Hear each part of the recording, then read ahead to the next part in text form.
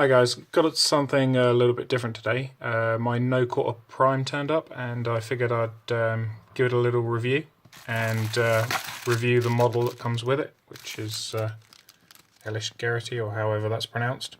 So I'm just going to get it opened up and we'll have a look. So Eilish comes on what feels to be like a hard resin, probably to save on postage costs, I should imagine. Because this is included in all of the first edition, first print runs of the No Quarter Prime. I'll put him together in a minute and have a detailed look. There's a little advert for their mini crate. I'm not doing this myself. I personally feel it breaks immersion a little bit, but each to their own. So No Quarter Prime. I'm already a big fan of No Quarter. I've got all the old issues of the previous one, which usually comes with some really decent RPG content, which I quite like. So this looks to be the fluff section. They'd said that they were resetting the fluff and going back to the beginning, give everybody a bit of a background if they haven't been in the game since Mark 1, which I know I haven't. So it looks like this is about the invasion of Lael, however that's pronounced. An interesting thing that I heard is that they've included some of the newer Warcasters and characters that didn't exist back when this plot line was originally put in. Oh wow, that's a really nice piece of artwork there. The butcher fighting some trenchers. And some sort of spear dudes. Not quite sure what they are. Probably some Laelese troops. Maybe Crucible Guard will get access to them.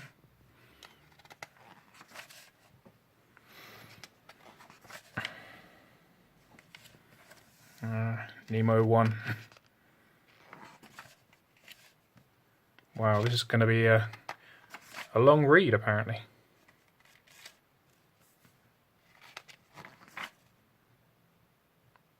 Okay, so it's got a Company of Iron scenario in it. I'm quite excited for Company of Iron. I'll probably be doing a review of it when it comes out, and hoping to put games of it on my channel as well. I will very much likely run through each of these scenarios from this No Quarter. So we've got some alternate paint schemes for Storm Knights, it looks like. And that is not dissimilar to mine. Interesting. Although I use white fabric instead of the red that they've got there. Looks like this one's House Baratheon.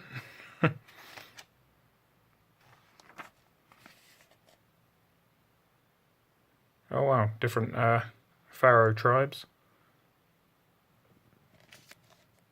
Foreshadowing.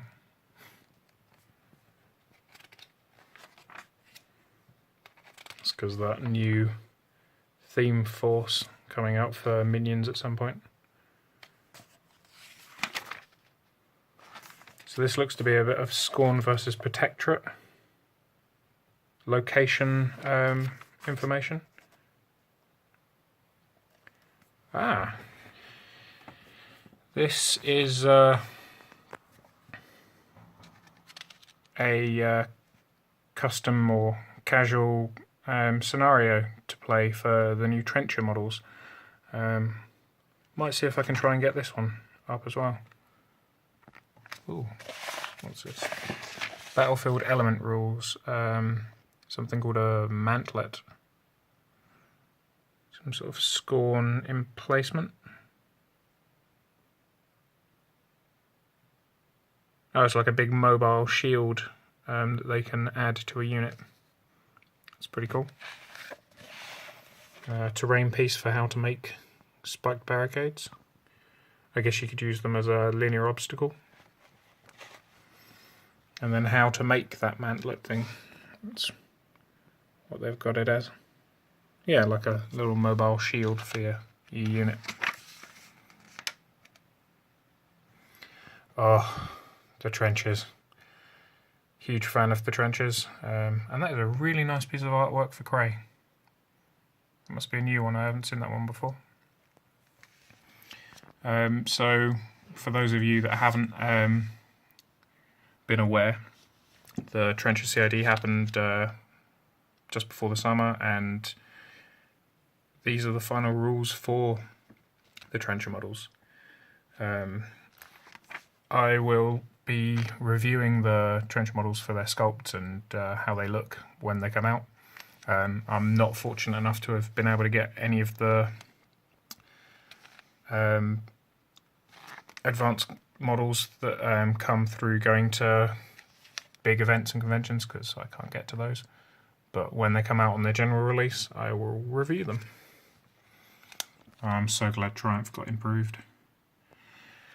I've loved his concept for years, but his rules in the game have been rather lackluster until now.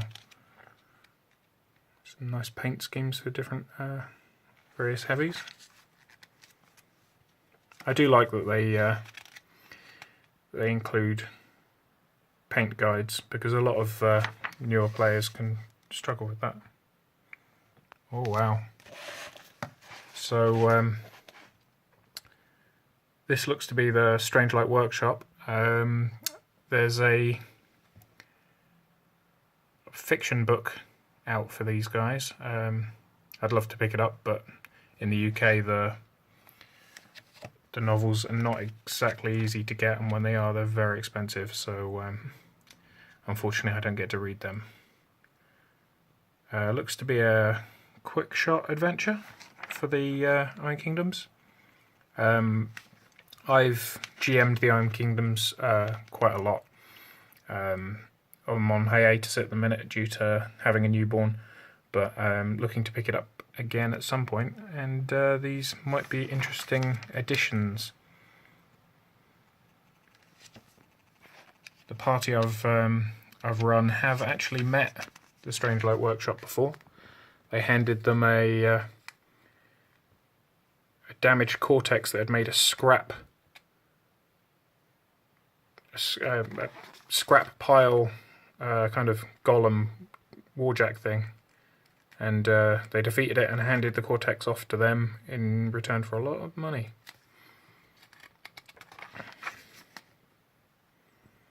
So some extra equipment, and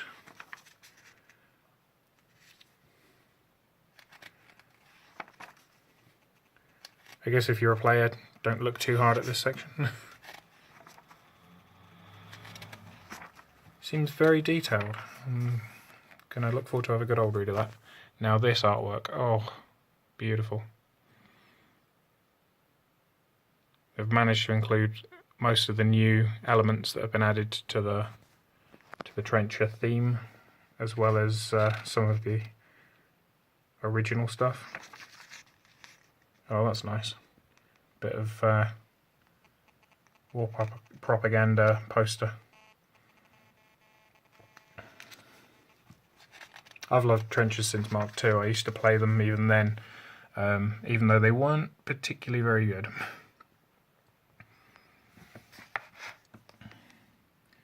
The blockhouse, oh, I'm not sure what to think of it. I'm getting one anyway, but I'm not sure if I'll be getting two, and I'm not sure how often I'll end up using it. I was thinking about writing a Company of Iron scenario in which one side has to attack a blockhouse, but I'll have to get a hold of the Company of Iron rules before I try and write anything, because I don't know how it works fully yet. Wow, that's really nice.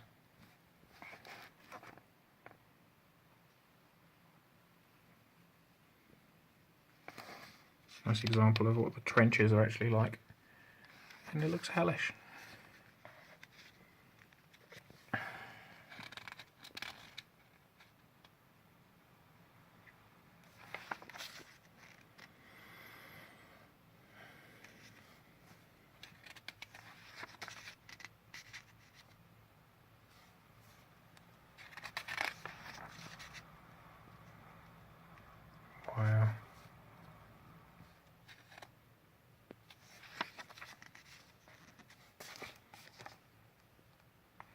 So that's Siege 2, who now has a jetpack. A lot of people have been making the Warhammer 40k jump pack comparison. I think he looks quite cool. I'm not sure whether he'll need a repose like some of the Signar models lately have. Brickhouse, I'm looking at you. Anderson Hitch, I like the idea of him. A trencher that doesn't actively fight straight away, as he's a high-ranking officer. Interestingly, in the CID, somebody complained that he had the Foxhole Buddy special rule instead of dig-in. Foxhole Buddy, for those of you that don't know, is that if he's base to base with a dig-in model, he basically counts as being dug in. And somebody said, why can't he just have dig-in? So I replied to it, because he's an officer, officers don't dig their own holes. And I think Will Begani, or one of the PP staff, was like, exactly. I was in the Navy for 7 years, and I cannot imagine an officer wanting to dig their own hole. Maxwell Finn. So glad to be able to use him without being a hipster these days.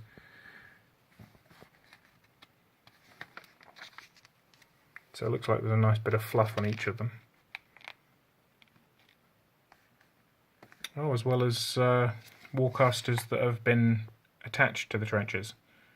So even Gumbjorn, back before he left Signar and became a Trollkin Warlock. And Magnus, before the Civil War.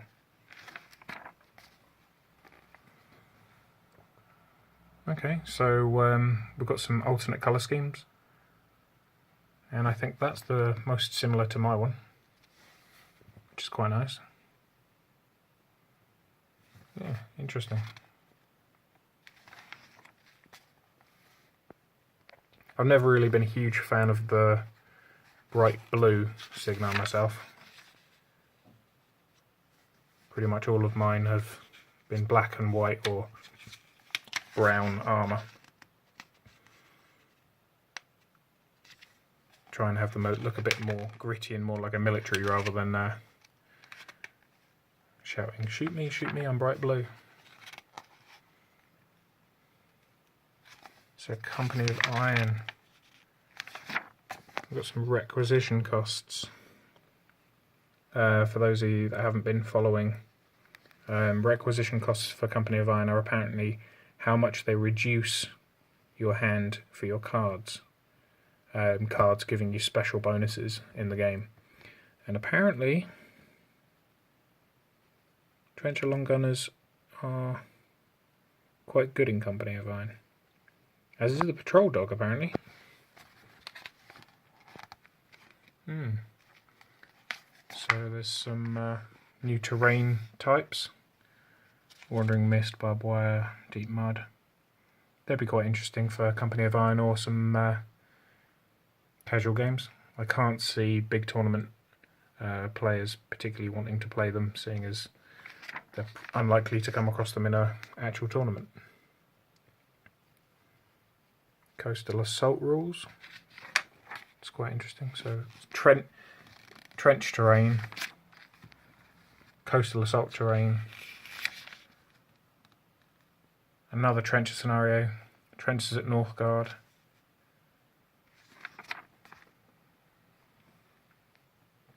A third scenario, wow. It should be good to check out then. And the theme force itself. And then some filthy protectorate. Don't know why they're in there.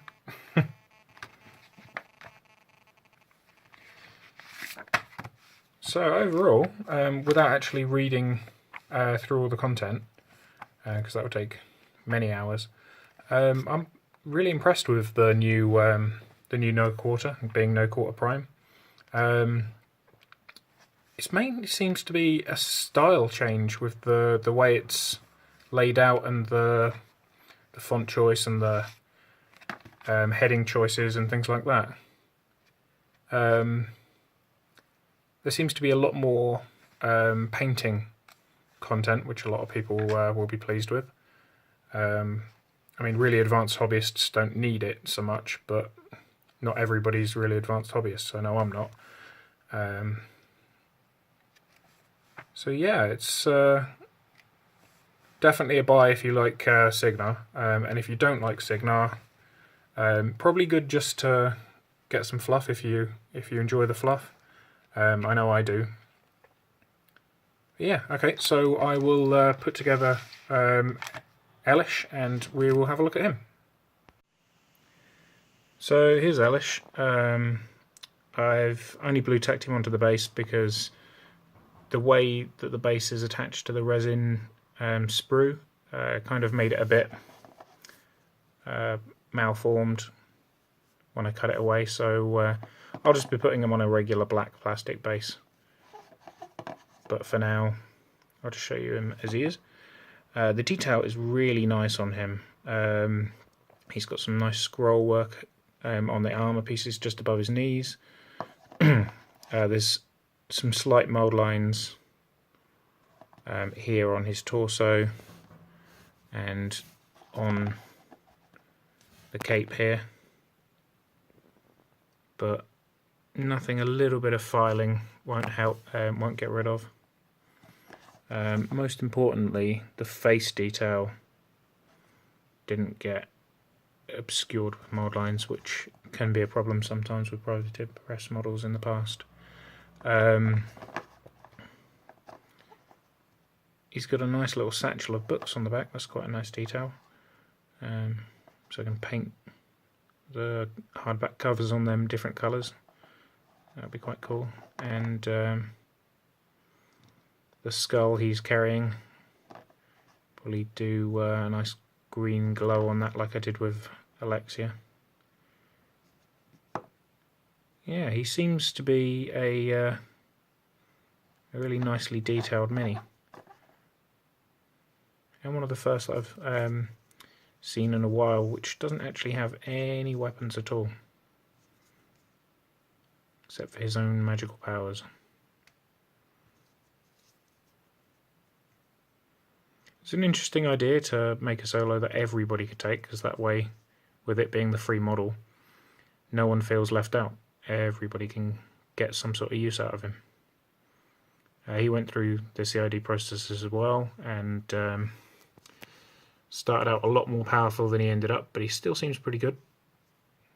Not sure how often I'll use him, but if nothing else, he will make a really good model for Young Kingdoms RPG, which I'm a big fan of.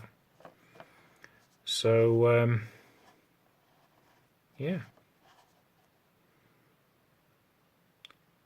I'm very impressed. I look forward to painting this guy up, probably as a nice little treat reward model to paint, being such a nice character model. I tend to paint block units and then reward myself with a solo. So that's my review done. If you liked it, hit like, hit subscribe, do all the YouTube stuff. I'll be trying to do one of these for each of the new Trinity releases when they come out. Big thanks to the Outpost in the UK. They managed to get this to me fairly quickly, considering the delays of getting them into the UK. They also have some extra copies, so if you do want a chance to get Eilish,